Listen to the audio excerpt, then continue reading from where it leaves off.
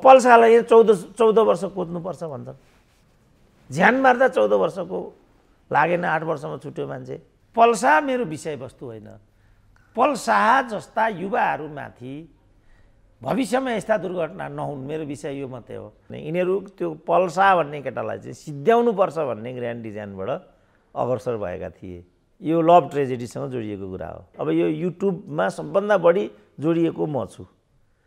मलाई नै सबभन्दा बढी चाहिँ दुरुपयोग गरिरहेछन् यिनीहरूले। यिनीहरू चाहिँ प्रतिभावान कलाकार रहेछन्।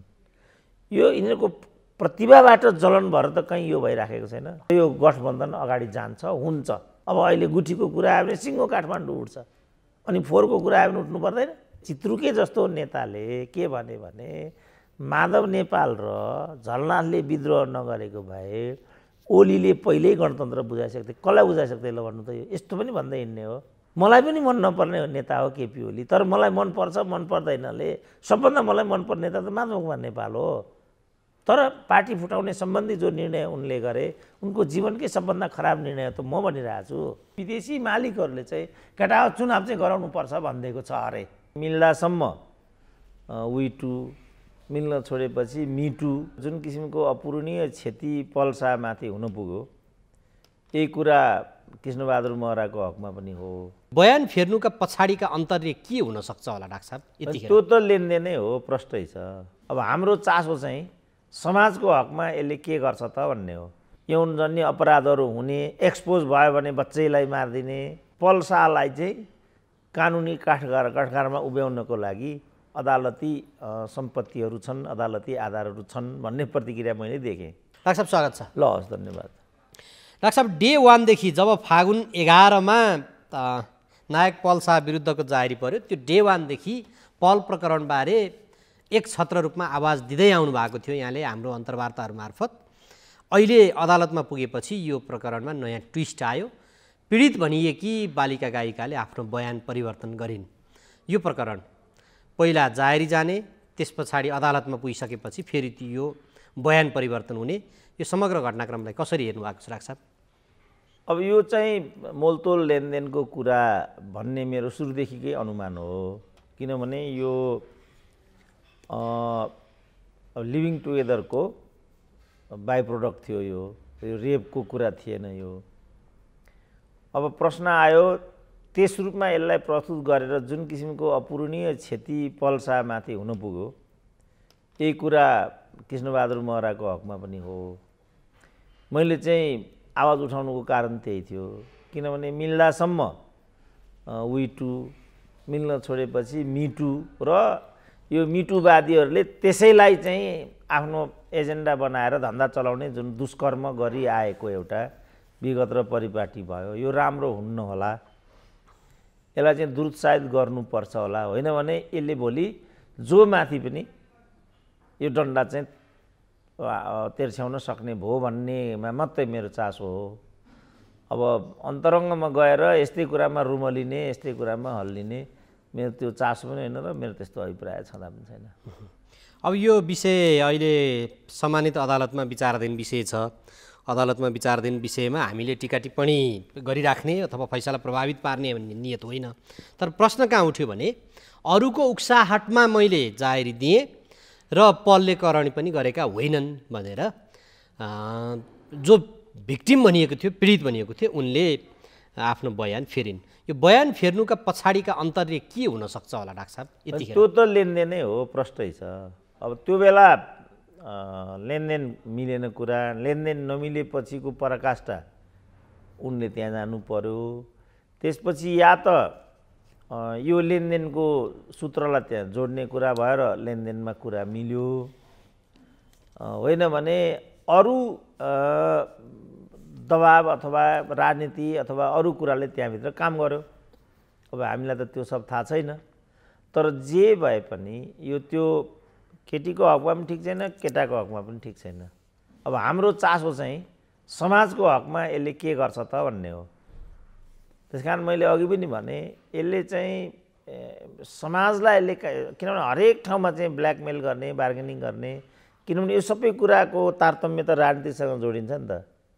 माओवादी भन्यो यस्तै धन्दा गर्यो, मधेसवादी भन्यो यस्तै धन्दा गर्यो, अहिले लेनदेनमा अलिकति कुरा नमिल्ने बित्तिकै ती चाहिँ धुस्नो पार्यो अथवा अपहरण गर्यो, यौनजन्य अपराधहरू हुने, एक्सपोज भयो भने बच्चैलाई मारिदिने, मामाले भान्जालाई किडन्याप गरिदिने सब हामी देखिरहेछौँ नि। हाम्रो चासो यहाँ मात्रै छ। व्यक्तिगत रूपमा यस्तो कुरामा मलाई लाग्छ हामीले चासो दिनु पनि अर्थपूर्ण हुँदैन,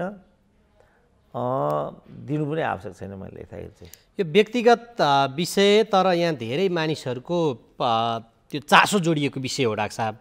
र डाक्टर साहबको पनि व्यक्तिगत रूपमा चाहिँ एउटा राम्रो खालका दुईजना प्रतिभाहरू एक आपसको टकरावले गर्दाखेरि पलायन हुने अवस्थामा पुग्दैनन् भन्ने चाहिँ पहिलेदेखिको चासो थियो।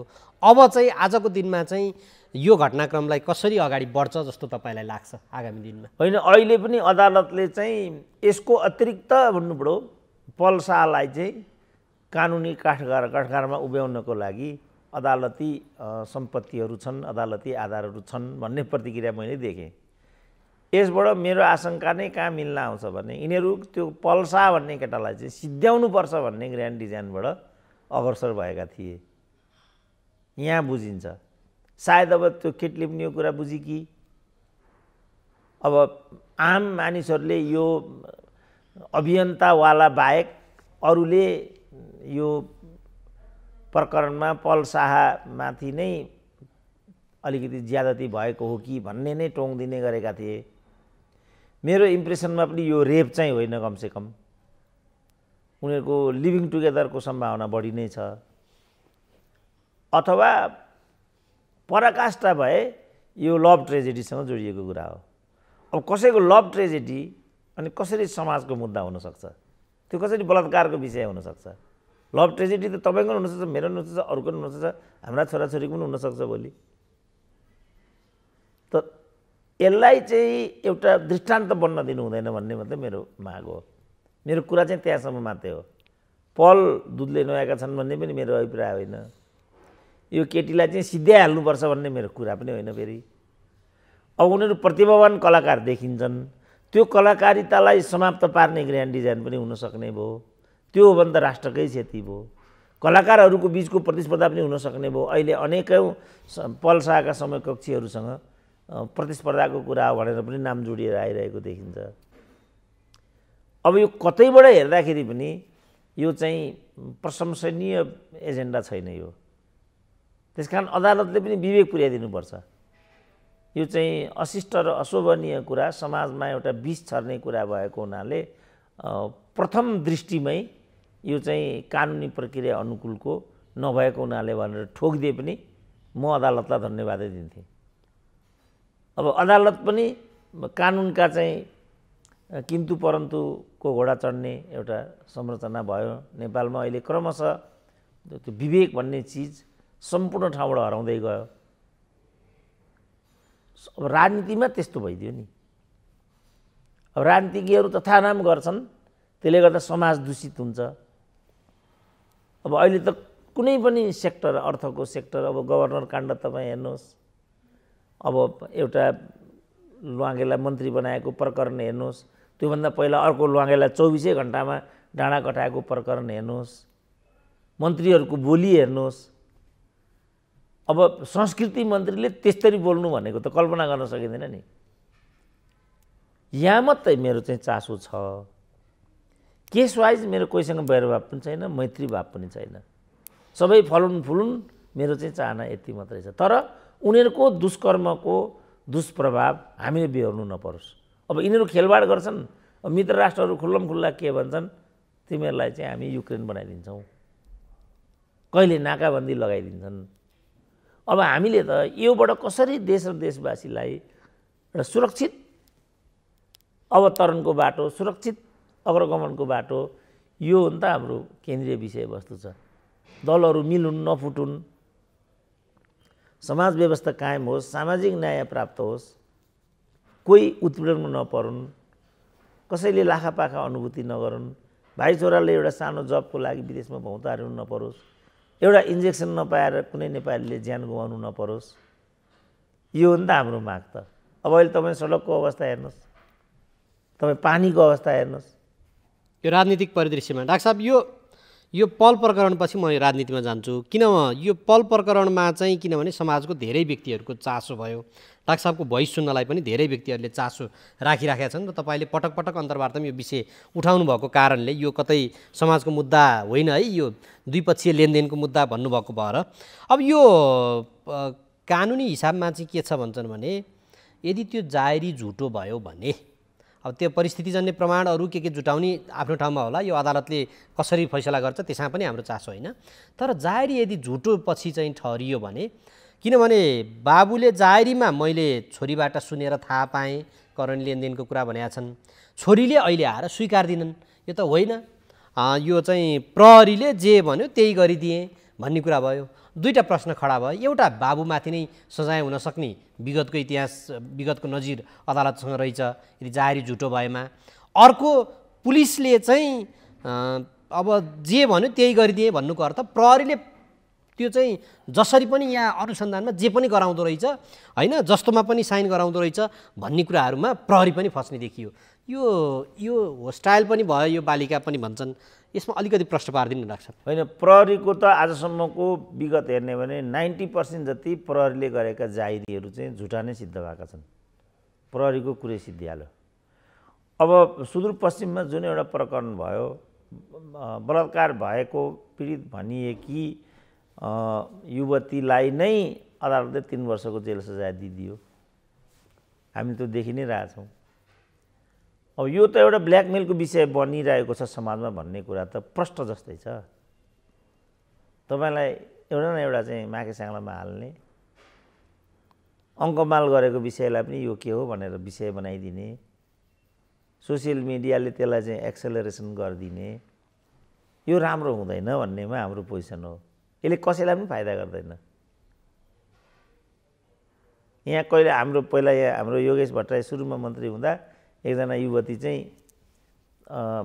हक गर्न पुगिन् बधाई दिने क्रममा, त्यहाँबाट योगेश विरुद्ध यिनीहरूले सोसियल मिडिया प्रयोग गर्न थालेका वास्तवमा योगेश भट्टराईलाई अलमोस्ट सिद्ध्याउनुपर्छ भन्ने एउटा सङ्कल्प लिएर अग्रसर भएको देखियो।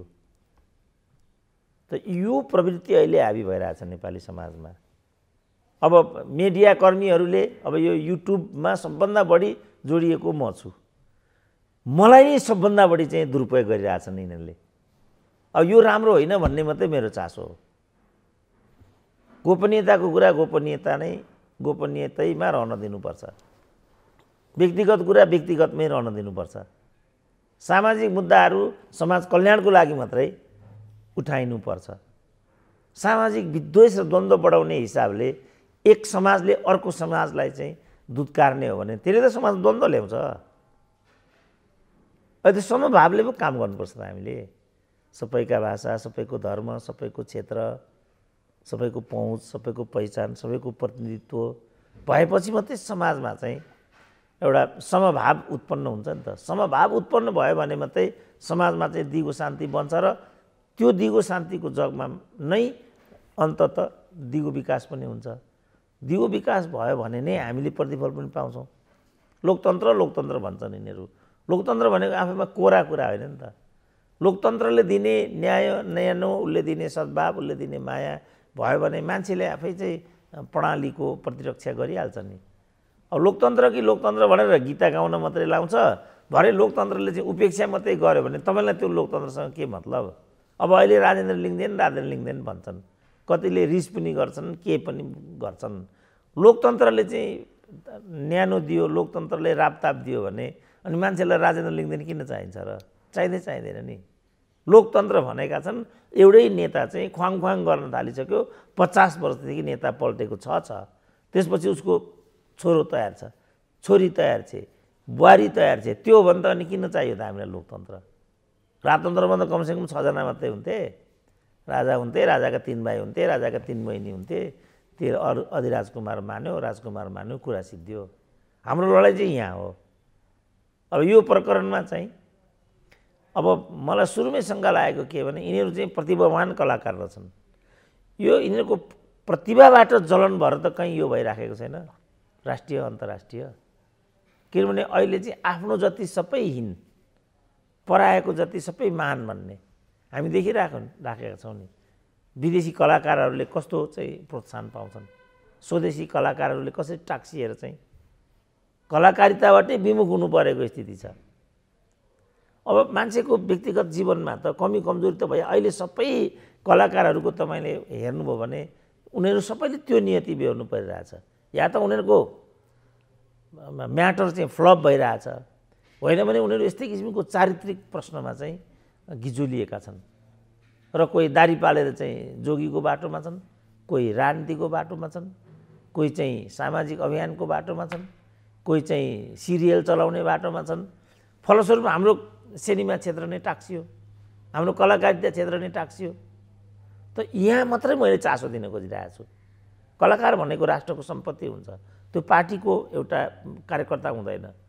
तर ऊ किन पार्टीतिर आकर्षित भइरहेछ भने पार्टीमा नजोडिकन चलचित्र विकास बोर्डको अध्यक्ष पनि भइँदैन, एउटा तकमा पनि पाइँदैन। आज एउटाको प्रतिक्रिया देखिरहेको थिएँ, एउटा कलाकारको 30 वर्षमा मैले आजै एउटा सम्मान पाएँ भनिरहेछ।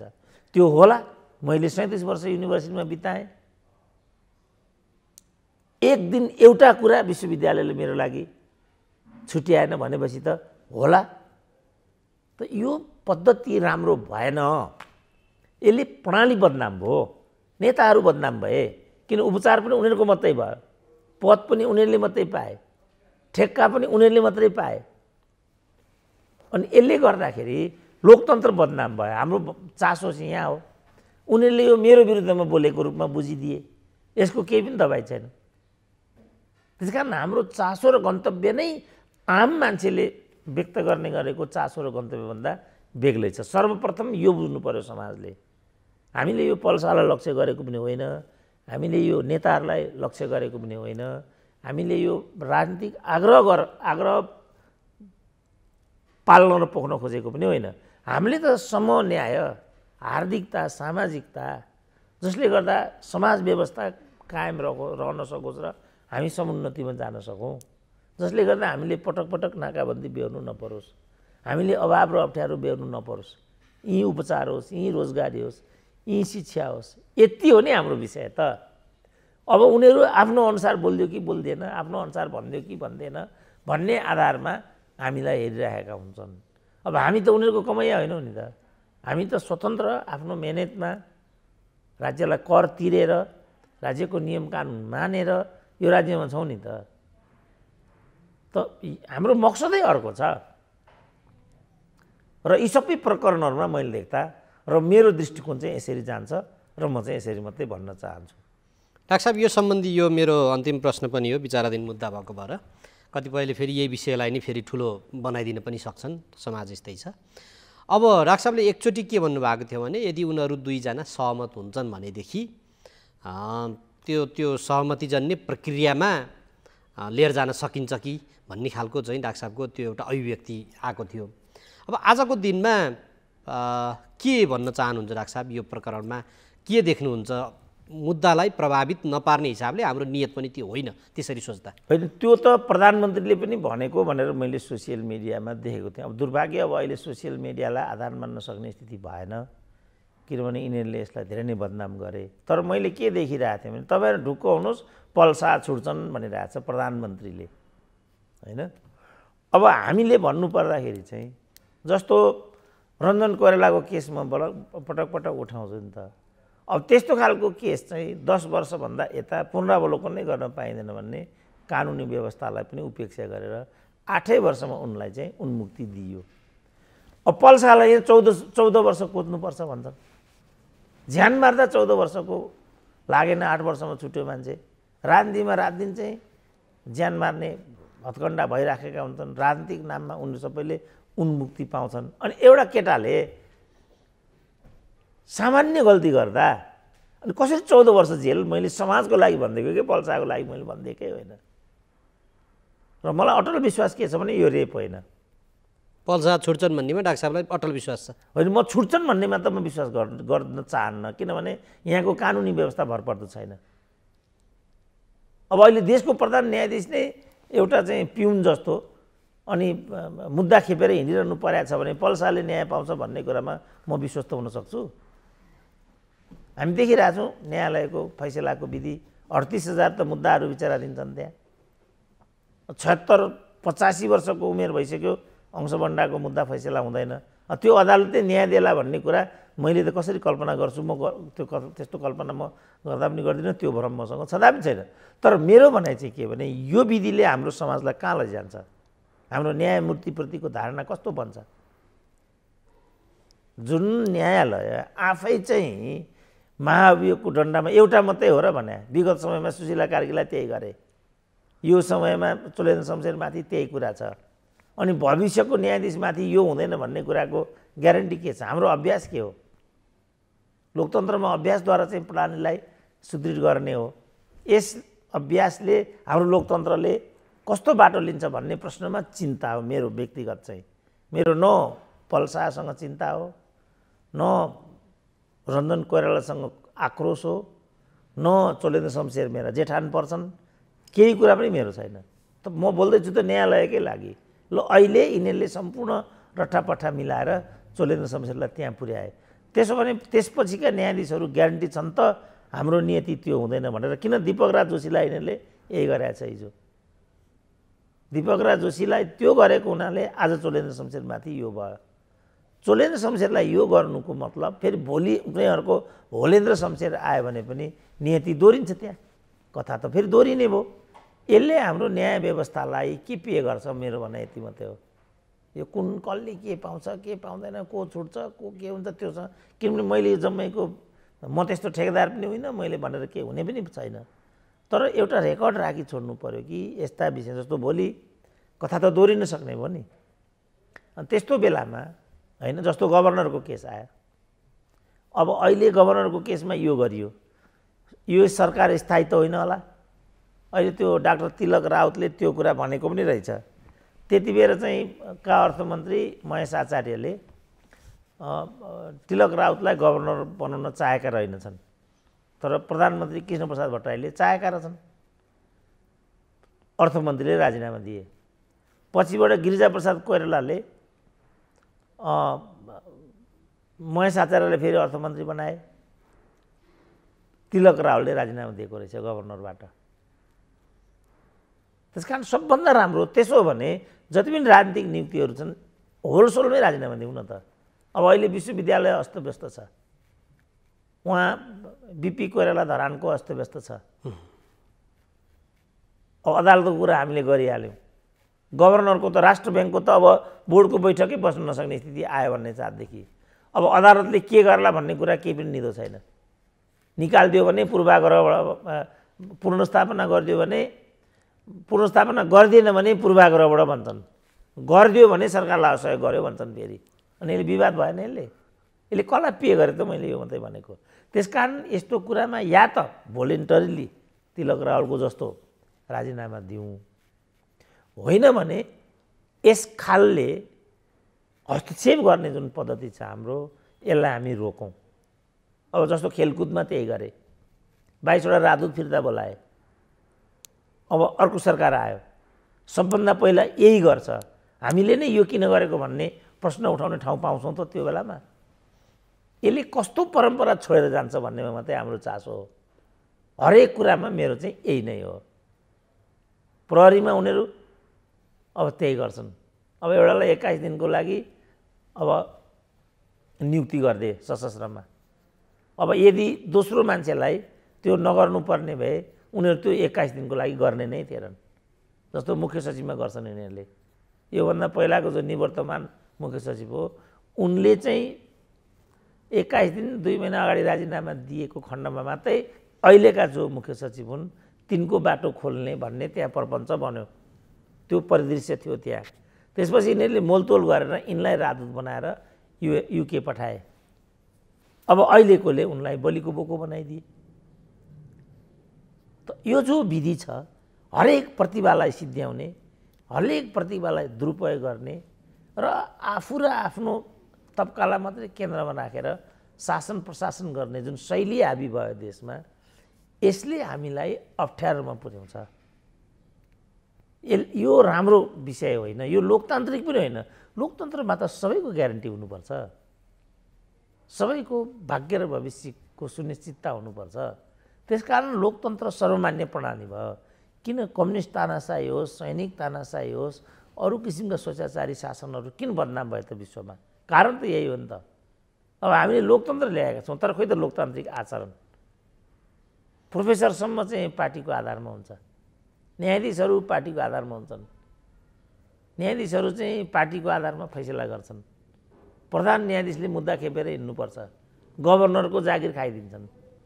राजदूतहरू आजको आज भोलिको भोलि यी यहाँ राजदूत थिए, अब यहाँ यी राजदूतलाई चाहिँ अब आफ्नो कार्यकाल पुरा गरे, प्रमोसन भएर चाहिँ फर्किँदैछन्।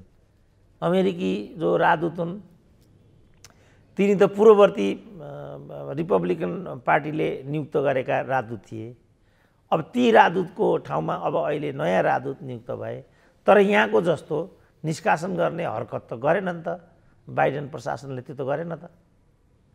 अनि यो सब कुरा सुन्दैनन्, बुझ्दैन लोकतन्त्रको मर्म धर्म यिनीहरू केही पनि बुझ्दैनन्। यिनीहरू के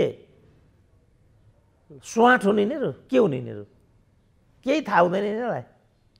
डाक्टर साहब, यो लोकतन्त्र मर्म धर्म सिस्टम व्यवस्थासँग सम्बन्धित हुँदै गर्दा एउटा पूर्व मन्त्रीकै एउटा भनाइ चाहिँ अहिले चर्चामा देखिन्छ। 70 करोडको काण्ड लागेका गोकुल बास्कोटाले के भन्यो भने, तपाईहरू सुन्नुहुन्छ 70 करोड चाहिँ को कुरा अर्ब हान्दिया हो, के फरक पर्छ हामीलाई, परियोजना जोड्नु न हो, व्यक्तिगत हो, निजी खाइदिया छ र भनेर एउटा अडियो उनको लिक भएको छ, त्यो सार्वजनिक भएको छ। भनेपछि खुल्लम खुल्ला अब च्यालेन्ज दिँदाखेरि पनि यहाँ केही पनि नहुने चाहिँ अवस्था सिर्जना हुँदै गयो। होइन, त्यो त तपाईँ सुन्नु भएन शशाङ्क कोइरालाको। मैले प्रथम निर्वाचनमा 85 लाख खर्च गरेँ, दोस्रोमा 3 करोड खर्च गरेँ, तेस्रोमा 6 करोड खर्च गरेँ। चुनौती होइन त यो? खुल्लम खुल्ला होइन यो? त्यो र यो भ्रष्टाचारको केस त अलिक फरक भयो डाक्टर साहब। त्यो अलि अनदेखा गरेर भ्रष्टाचार होला, यो खुल्लम खुल्ला चाहिँ च्यालेन्ज गरेको केस हो, यो त विचाराधीन केस पनि होइन। मैले त यसलाई चाहिँ खुल्लम खुल्लाको मात्रै मैले जवाफ गरेको। भ्रष्टाचार त अब हाम्रो सामाजिक पद्धति हो। तपाईँ बालुवाटार भ्रष्टाचारै त होला, 33 केजी सुन पनि भ्रष्टाचारै होला, वाइटबोर्डको 4 अरब 35 करोड पनि भ्रष्टाचारै होला। बाबुरामलाई पार्टी किन छोडेको भन्दा क्यान्टोनमेन्टको 19 अरब एकलौटी प्रचण्डले गरेको हुनाले छोडेको भनेको छ, त्यो पनि भ्रष्टाचारै होला। बाबुरामले के भनेको छ भने 3टा पूर्व प्रधानमन्त्रीले बुढी गण्डकीमा 3 करोड अरब खाएको छ, त्यसको प्रमाण मसँग छ भनेको छ। 5वटा त मैले यी नै गर्ने मेजर भ्रष्टाचारहरू। तपाईँ एउटा ल्याङ्ग्रे गरिब मन्त्रीको बिचरा 70 करोड एउटा गरिबले खायो भने खायो त। भ्रष्टाचार त जीवन पद्धति हो, यो समाजै भ्रष्ट हो हाम्रो नेपालको। अनि यहाँ त्यो 20 रुपियाँ यसो मागिराखेको ट्राफिक पुलिसलाई चाहिँ च्याप्प समातेर अख्तियार भन्ने निकायले कारवाही गरिरहेको देखिन्छ नि डाक्टर साहब। त्यही नै हो नि त। राज्य भनेको वर्गीय हुन्छ, यो हुने खानेहरूको राज्य सत्ता हो, नहुनेहरू उत्पीडन पर्छन्। बालुवाटारमा पनि तल्लो तहका त कारबाहीमा परिसके त, कतिले आत्महत्या गरे क्या र युनिभर्सिटीमा एउटाले आत्महत्या गर्यो, तर भिसीलाई त कारबाही हुँदैन नि त्यहाँ। तपाईँ देख्नु न सेवा आयोगमा कपी केयरमेट गरेर प्रमोसन गरेको केसमा सेवा आयोगको अध्यक्ष र सदस्य बाहेक जम्मै कारबाहीमा आए, सायद प्रमुख पनि कारबाहीमा आएन होला। यो त हुने खानेहरूको सुकिला मुकिलाहरूको व्यवस्था हो त। यसमा तपाईँको ठुला ठालुमाथि कहाँ कारबाही हुन्छ र यो व्यवस्था? ठुला ठालुमाथि कारबाही अहिलेसम्म कुन प्रधानमन्त्री भ्रष्टाचारमा जेल परेको तपाईँले देख्नुभयो र? सायद देख्नु भएको छैन होला। अब यही बालुवाटारमा पनि त आखिरमा हेर्नु होला, एउटा शाखा अधिकृतलाई बलिको बोको बनाएर त्यो फाइल सिद्ध्याइदिन्छन्। तपाईँले चन्द्रदेव जोशीको नाम सुन्नुभएको छ होला। एकजना मन्त्री नेपालमा अभ्रष्ट हो भने त्यो उहाँ नै हो। उहाँमाथि 8 करोडको मुद्दा छ, त्यही बालुवाटारको। अब प्रक्रिया एउटा आएको छ, कृष्णप्रसाद भट्टराईका पालामा उठेको फाइल हो त्यो। कृष्णप्रसाद भट्टराई भने 47 सालको फाइल हो यो। 69 सालमा त्यो फाइल सदर हुँदाखेरि दुर्भाग्यले उहाँ मन्त्री हुनुहुन्थ्यो, दिक्क लागेर उहाँले त्यो मन्त्री पद पनि छोडिदिनु भयो। सायद नेपालमा मन्त्री पद दिक्क लागेर छोडेको अर्को दृष्टान्त छँदा पनि छैन होला। यहाँ त सबै जे गर्न पनि मन्त्री पदको लागि आफ्नो पार्टी फुटाउँछन्, विचार चोर्छन्, गुट बदल्छन्, देशलाई चाहिँ घात गर्छन्, तर उनीहरू मन्त्री भइकन छोड्छन्। तर चन्द्रदेव जोशी एकजना मात्रै हो जसले त्यो पदलाई पनि लात मारेर सन्त जस्तो भट्टाचार्यको ब्याउलो बिताइदिए। त्यसकारण यो त कमजोरलाई सिद्ध्याउने व्यवस्था हो त संसदीय व्यवस्था भनेको त। यहाँ हुने खानेहरूको मात्रै अस्ति चल्छ। अब विनोद चौधरी, तपाईँलाई सिम्पल कुरा भनौँ न, विनोद चौधरी मधेसी हुन् त, उनी मधेसी समुदायलाई प्रतिनिधित्व गरेर सांसद छन् देशमा।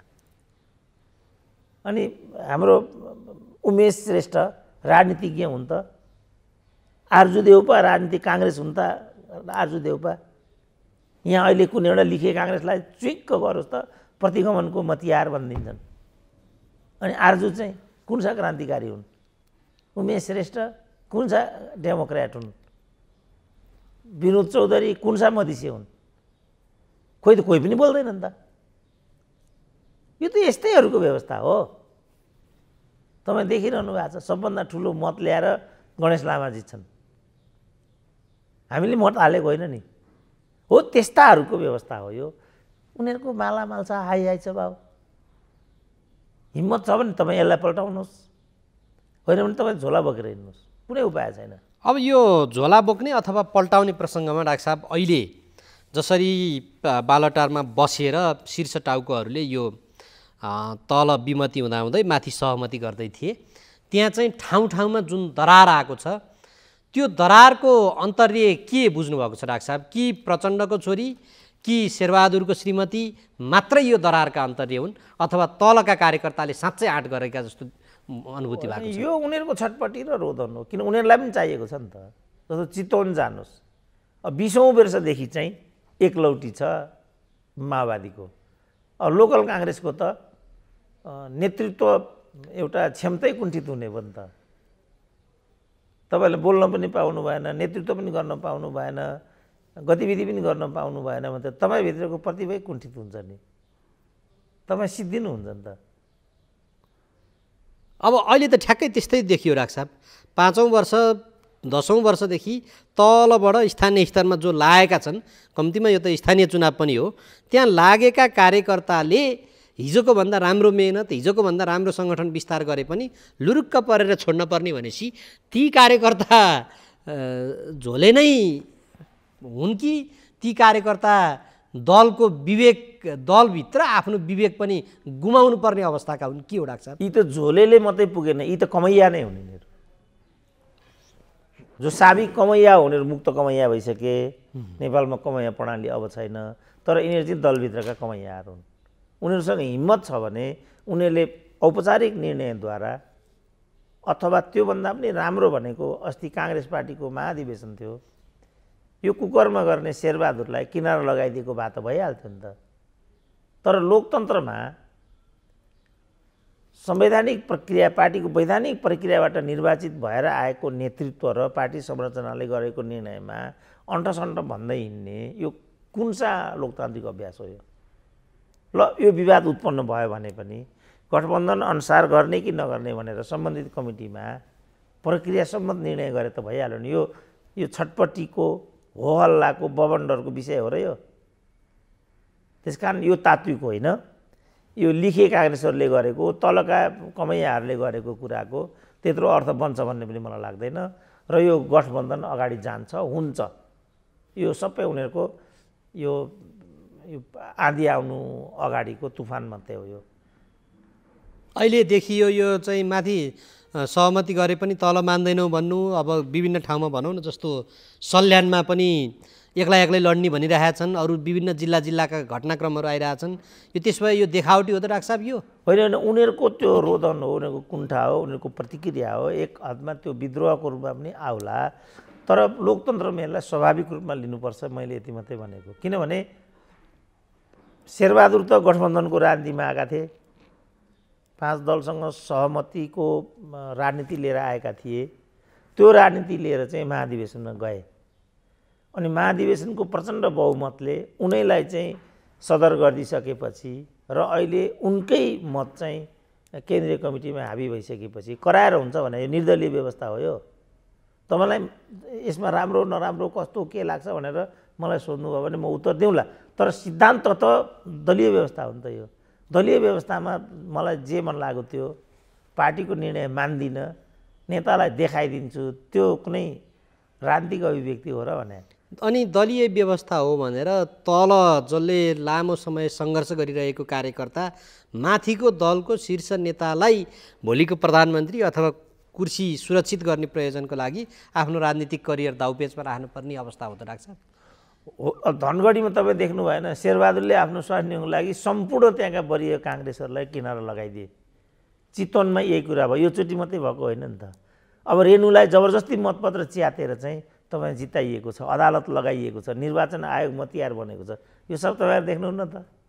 अनि यो चाहिँ के हो त त्यसो भने? त्यो त भइआएको छ त यहाँ त। त्यस कारण मैले भने यो त्यस्तैहरूको प्रणाली हो, जहाँ बोकाको राज खाने झुन्ड्याएर भैँसाको मासु बेचिन्छ, त्यस्तो किसिमको बच्चाला हो यो। होइन तपाईँलाई जस्तो लाग्छ भने तपाईँले आवाज उठाउनुहोस्, मेरो जस्तो यो भएन भन्नुहोस्। म यो आवाज दिएर हिँडेको छु, मलाई नै पदको लागि भन्छन्। जहाँसम्म यस्ता मान्छे हुन्छन् तबसम्म त यिनकै शासन चल्छ त। त्यो दलका कार्यकर्तामाथि त्यसरी लादियो भने नि डाक्टर साहब, ती अरू विचार पुर्याउनु पर्ने स्वतन्त्र मतदाताहरू पनि हुन्छन् होला। ती कि नेपालमा अब त्यो मतदाताहरूले पनि त्यसरी विचार पुर्याउँदैनन् र जे लगाउँछन् त्यही नै मान्छन्? खोइ पुर्याए त। रोहितको पार्टीको अवसान भयो, रोहितको पार्टीमाथि कत्रो व्यङ्ग्य गरे प्रचण्डले, सबले शिर निराएर एमसिसी ठोकिदिए। वामदेवको के हालत भयो भने तपाईँ देखिरहनु भएको छ, आज वामदेव कहाँ छन्? सिपी मैनालीको नाम सुन्नुभएको छ, तिनी कहाँ छन्? खोइ त मतदाताले न्याय गरेको। चित्रुके सङ्घीयता भएन भन्छन्, कमल थापा हिन्दू राज्य चाहियो भन्थे, खोइ त मतदाताले न्याय पुर्याएको।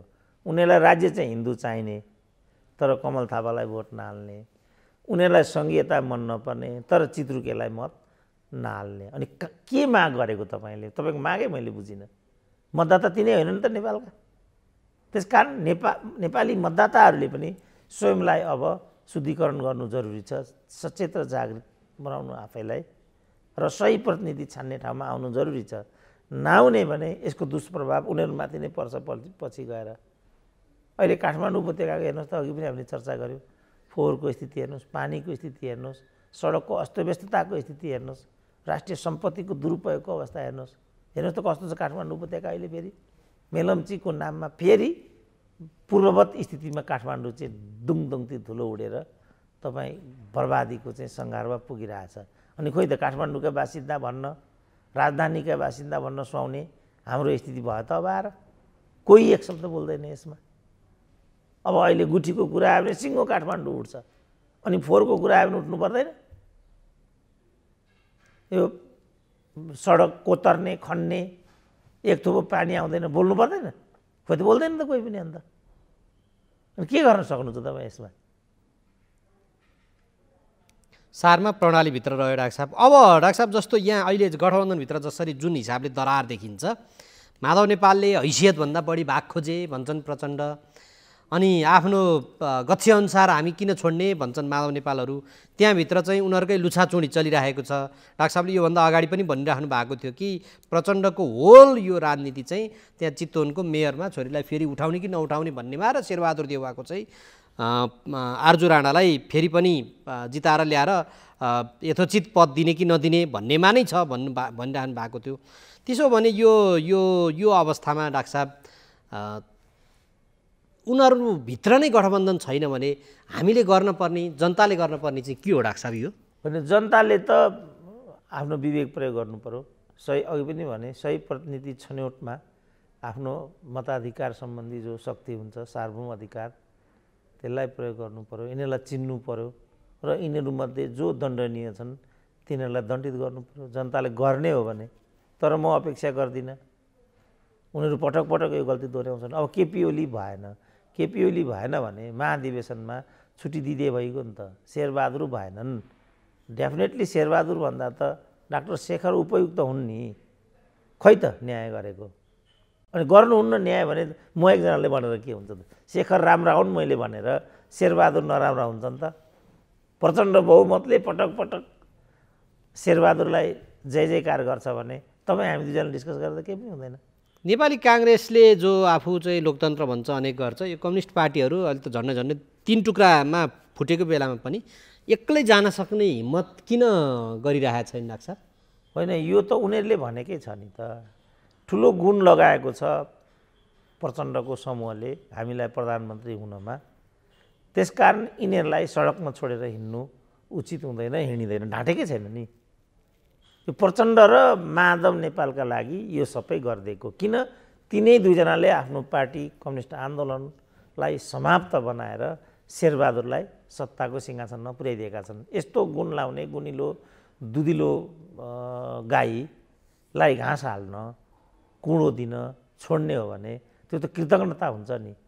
यही कुँडो एक्लै चुनावमा जान पनि नसक्ने, अर्को पार्टीको साथ पनि चाहिने, अनि त्यस पछाडि मलाई यो महानगरले योले भन्ने यो प्रवृत्ति चाहिँ के हो? त्यो त बार्गेनिङ हो। तपाईँ पसलमा जानुभयो भने तपाईँले यतिमा दिने कि नदिने कि नदिने हो भने त्यसो भने म गएँ भने ऊ पर जाने, परदेखि तपाईँ फर्केर हेर्ने, दोकानेले पनि तपाईँलाई फर्केर हेर्ने। यो त बार्गेनिङ एउटा चिप्सको रूपमा उनीहरूले यो विषयलाई प्रयोग गरिरहेछन्। उनीहरूले ढाँटेकै छैन। त्यो जनमोर्चा भन्ने चित्रुकेवाला समूहले समेत हामीलाई तिलोत्तमाको प्रमुख नदिने हो भने हामी गठबन्धन छोड्छौँ भनिरहेको छ। सबैलाई थाहा छैन जनमोर्चाले काहीँ पनि जित्दैन भनेर। यो के माग हो उसको?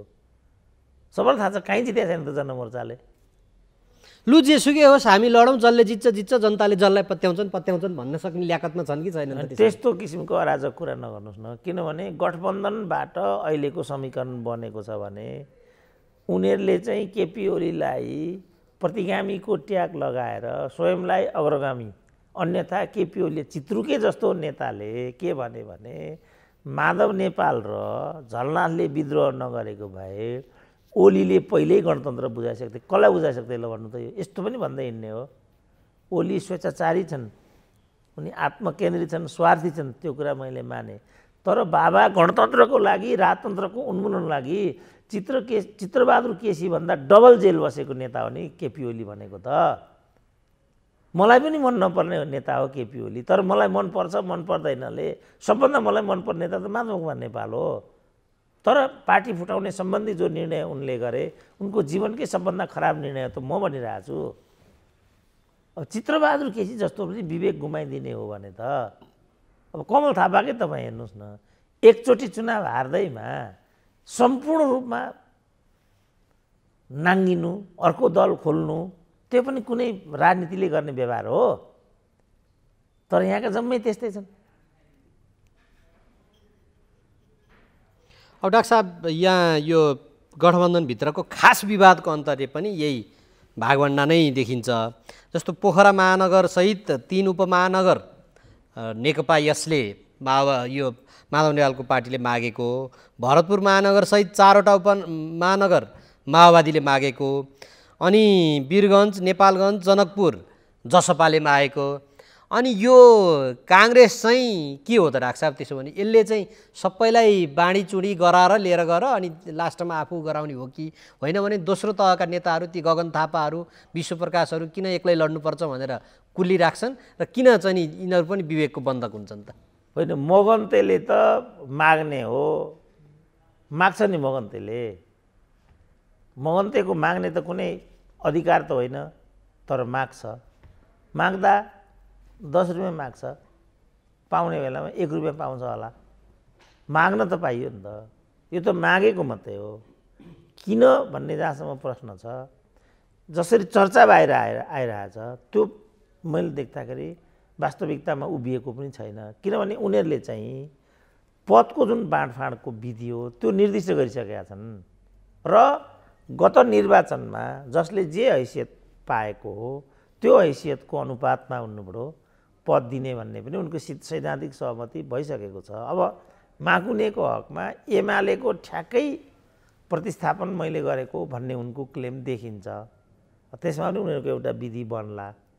किनभने हाम्रो चाहिँ यो परमादेशीवालासँग दुश्मनी बैरभाव त केही पनि होइन नि।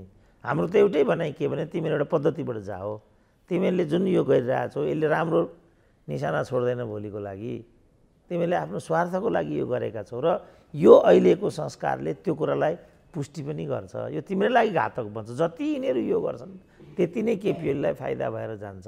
तिमीहरूको लक्ष्य केपी ओलीलाई हराउने हो, तर तिमीहरूको कुकर्मले केपी ओली जित्ने जस्तो म देख्दैछु। जहाँसम्म माग्ने कुरा हो, कमल थापाले त यहाँ ललितपुरतिर 3 ठाउँमा उपमेयर मागिसके त, अनि माग्न त पाइयो नि, दिने कि नदिने दाताको कुरा हो। म कहाँ एउटा मगन्ते माग्न आयो भने दिने कि नदिने त्यो मेरो कुरा हो, तर माग्ने पाउँदैन त, माग्न त पाउँछ नि।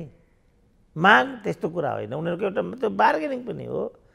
हामीलाई 3टा भनेर माग्यो भने एउटा पाउला, कसैले एउटा माग्यो भने आधी पाउला, जस्तो डिप्युटी मेयर माग्यो भने वडाध्यक्ष पाउला, वडाध्यक्ष माग्यो भनेदेखि अध्यक्ष सदस्य पाउला।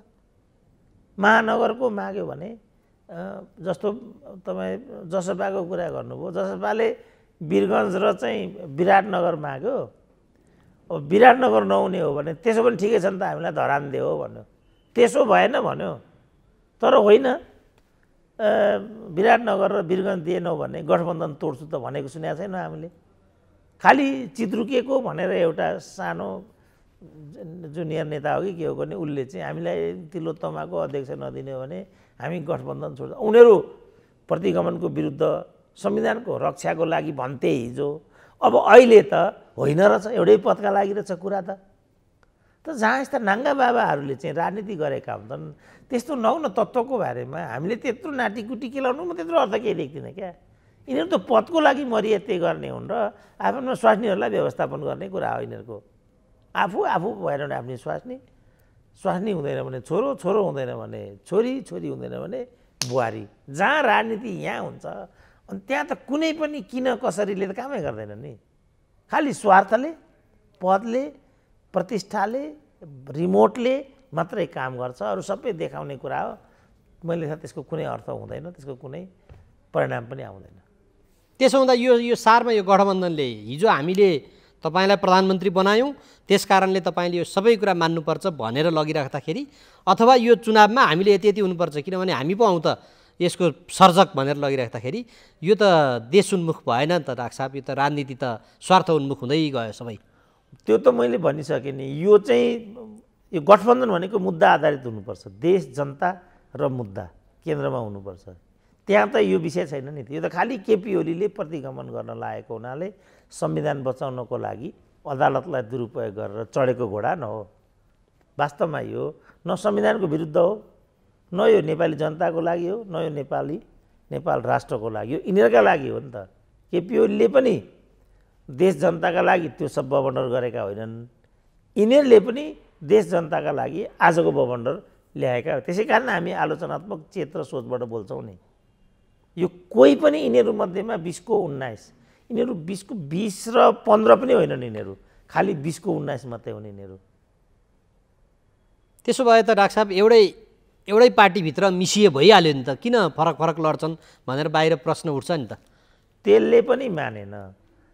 त्यसो भने कसरी काङ्ग्रेस र कम्युनिस्ट भन्ने पो विषय आयो त यहाँ, कसरी मधेसवादी र अर्कोवादी भन्ने पो कुरा आयो त यहाँ त। त्यसकारण यिनीहरू मधेसवादी पनि होइनन्, यिनीहरू डेमोक्रेट पनि होइनन्, कम्युनिस्ट पनि होइनन्, यिनीहरू क्यारिस्टहरू हुन्, अपर्चुनिस्टहरू हुन्। आफ्नो अवसरको लागि राजनीतिलाई यिनीहरूले धन्दा बनाएका, पेसा बनाएका त मैले कतिचोटि भनिसकेँ नि त। त्यसकारण यो राजनीति होइन, राजनीति भनेको समाज बदल्ने कुरा हो। हिजो एकजना मिठु भुषाल भन्ने महिलासँग भेट भएको थियो एउटा पार्टीमा, उनले भन्दै थिइन् राजनीति भनेको के हो मैले बुझिनँ। मैले उनलाई सूत्रमा सम्झाइदिएँ, राजनीति भनेको समाज बदल्ने प्रक्रिया हो, तर यहाँ चाहिँ तपाईँहरू जस्तो स्वास्नी बनाउने प्रक्रियामा आएर टुङ्गेको हुनाले यो राजनीति होइन। नेपालमा राजनीतिको नाममा जे कुरा अभ्यास भइरहेछ त्यो राजनीति होइन। यति तपाईँले बुझिदिनु भयो भने तपाईँले आइन्दा यो मसँग प्रश्नै गर्नुहुन्न, यो राजनीति नै होइन। अब समस्या आयो पत्रकारितामा आउँदाखेरि जस्तो मेरै भनौँ न, 1 वर्ष अगाडि दिएको छु अन्तर्वार्ता दिल्लीमा, 15 मिनट अगाडि सुरेन्द्र केसीले नेपालगञ्जमा राजेन्द्र लिङ्गदेनसँग घम्साघम्सी गरे भनिदिन्छ। यो पत्रकारिता हो? यिनीहरू पत्रकार हुन्? को हुन् यिनीहरू? भनिदिउँ फेरि पछाडि लाग्ला, नभनिदिउँ कहिलेसम्म अत्याचार सहने। आज राजनीतिमा त्यही कुरा भइराखेको छ। 74 सालको चुनावमा 1,40,74,000 मतदाता मध्ये 35,85,000ले त मत खसालेनछन्। पछि प्रतिनिधि सभामा पनि 46 लाख मतदाताले मतै खसालेनछन्। भनेपछि मतदाताले पनि अब विविध कारणवश विदेशमा हुँदा अथवा अरू कारणले अथवा भोटर लिस्टमा नामै नहुँदाखेरि त फरक भयो, तर भोटर लिस्टमा नाम भइकन पनि यसरी चाहिँ विविध कारणले नहालेको भने फरक प्रसङ्गमा, तर आफूले विवेक पुर्याएन भने पनि त्यहाँ गलत नेतृत्व स्थापित हुन सक्ने अवस्था चाहिँ रह्यो। त्यो हिसाबले ती मतदाताहरू जसले हाल्नुपर्ने हुँदाहुँदै अथवा त्यहाँ हाल्न जानुपर्ने हुँदाहुँदै अल्छीले अथवा अरू कारणवश कानुनी हिसाबमा नपाउने बाहेक हालेनन्, तिनलाई के भन्न चाहनुहुन्छ?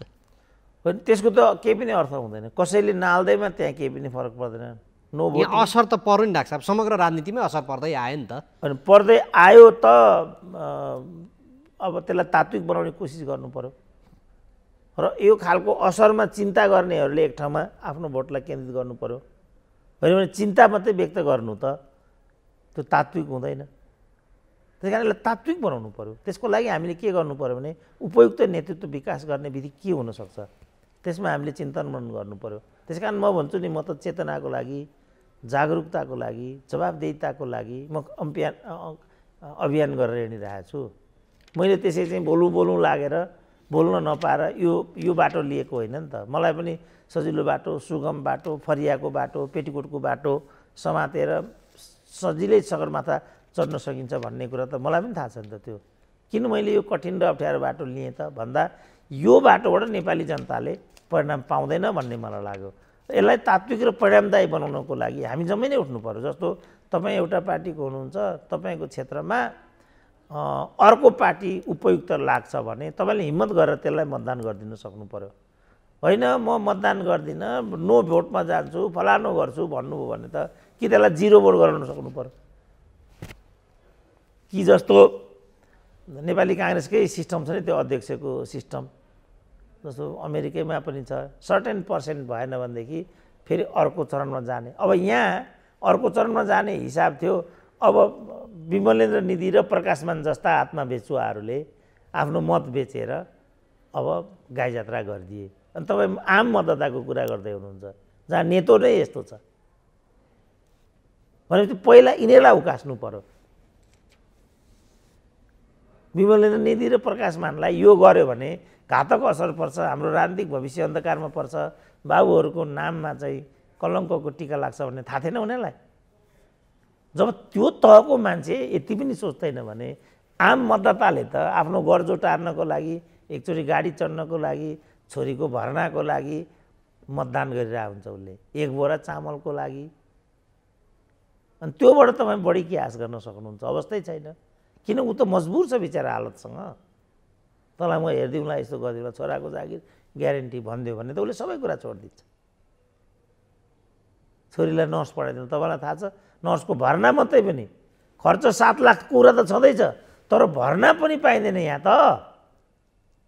त्यो मैले भएको छु डाक्टर साहब, हुनु भएको छ नि त। अब त्यसलाई तपाईँको छोरीको भर्ना ग्यारेन्टी भनिदियो भने अनि हालिदिनु परेन गएर चाहिँ तपाईँको गणेश लामालाई के गर्नुहुन्छ तपाईँ अब आएर? त्यस कारण यो वास्तविकता बाहिर ल्याउन सक्नु पर्यो। आजको प्रश्न त्यो हो। डाक्टर साहब अन्तिममा छौँ, ठ्याक्कै भनिदिनु त यो गठबन्धनभित्रको दरारमा हैसियतभन्दा बढी खोजे माधव नेपालले भन्छन् प्रचण्डहरू। यहाँ हैसियत कसलाई मापन हो र के हैसियतभन्दा ज्यादा भाग तानातान भएको हो यहाँ? होइन, त्यो पनि होला, त्यो त बार्गेनिङको रूपमा होला भन्ने मलाई लाग्छ। किनभने उनीहरूले आधार तयार गरिसकेका छन्। गत वर्षको निर्वाचन जो 1 नम्बरमा जो छ त्यसको हैसियत त्यही नै हो, 2 नम्बरमा जो छ त्यसको हैसियत त्यही नै हो। अब माधव नेपालको कुरा गर्दा माधव नेपाल केपी ओलीसँग 45 भोटले नै हारेका हुन्। एउटा हैसियत त माधव नेपालको वास्तवमा त्यहाँ हो। अब अहिले उनले त्यहाँबाट कति शक्ति लिएर आए त त्यो उनको हैसियतको एउटा मापन हुन सक्ने भयो। त्यसरी हेर्दा माधव कुमार नेपालको त्यहाँ हैसियत बन्दैन, प्रश्न छ त्यहाँ। किनभने उनले केन्द्रीय कमिटीबाट 20% पनि लिएर आउन सकेका छैन। सांसद पनि 40% भए मात्रै पार्टी विभाजन गराउन सक्ने व्यवस्था भएकोमा झारेर 20 ल्याएर दल फुटाइरहेका छन्। उनको क्रेडिबिलिटी पनि राम्रो छैन, उनको हरकत पनि राम्रो छैन। त उनको त हैसियतको त्यहाँ अवस्थै बन्दैन। यस्तो बेलामा प्रचण्डले जे सहानुभूतिपूर्वक दिए त्यही भाग खानुको विकल्प माधव नेपालसँग केही पनि छैन। तर मलाई प्रसन्नता के भएको छ भने माधव नेपाल र प्रचण्डको नामै लिएर पूर्णबहादुर खड्काहरूले के भनेका छन् भने उनीहरूलाई सडकमा छोडेर हिँड्न मिल्दैन। सँगसँगै शेरबहादुरले के भनेका छन् भने उनीहरूले ठुलो गुण लगाएको हुनाले उनीहरूलाई अप्ठ्यारोमा पारिँदैन। शेरबहादुरलाई मास्टर प्रधानमन्त्री भइदिनु पर्यो कि भइदिनु पर्यो भन्ने त माकुने नै हुन् नि त। आफ्नो पार्टीलाई घात गरेर जसले अरूलाई प्रधानमन्त्री बनाएको हुन्छ वा परायाको कल्याणको लागि काम गरेको हुन्छ त्यसले ढिलो चाँडो दुर्नियत त बेहोर्नुपर्छ, त्यसमा म विश्वस्त छु। तर माधव नेपालको हैसियतै बन्छ बन्दैन भन्ने डिबेट गर्ने बेला अथवा डिबेटको यो प्रश्न हो जस्तो लाग्दैन, किन स्वयं उनको के हैसियत हो भन्ने कुरा प्रष्टै छ। बेइमानीको दृष्टिकोणले पनि प्रष्टै छ, वास्तविकताको दृष्टिकोणले पनि प्रष्टै छ। तर अर्को पक्षले जुन सहानुभूति माधव कुमार नेपाललाई दिइराखेका छन् उनको बाटो अहिलेलाई सुरक्षित छ। अब भोलि जनताले त्यसलाई कसरी हेर्छन् त्यसपछि मात्रै उनको वास्तविक राजनीति सुरु हुन्छ भन्ने मेरो जजमेन्ट छ। पर्खिनुपर्छ अहिले। अब अन्तिममा डाक्टर साहब, जस्तो प्रमुख निर्वाचन आयुक्तले फेरि पनि निर्धारित मितिमा चुनाव नभए मुलुक दुर्घटनामा जान्छ भन्न थालेका छन्। निर्वाचन आचार संहिता लागेको छ, हामीलाई बाहिर टिका टिप्पणी गर्न निषेध छ, तर उनी आफै यो भन्न हिँडिरहेका छन् भनेपछि कतै यो समग्र चुनावको यो चर्चा परिचर्चापछि फेरि पनि चुनाव नहुने हो कि भन्ने त छैन नि। डाक्टर साहब के भन्नुभएको छ? चुनाव नहुने सम्भावना नै प्रबल छ अहिले पनि, किनभने यिनीहरूले चाहेर यो चुनाव गराउन लागिरहेको। त्यस कारण मैले हिजोदेखि भनेको छु प्रतिगामी ओली होइनन्, यिनीहरू चाहिँ प्रतिगामी हुन्।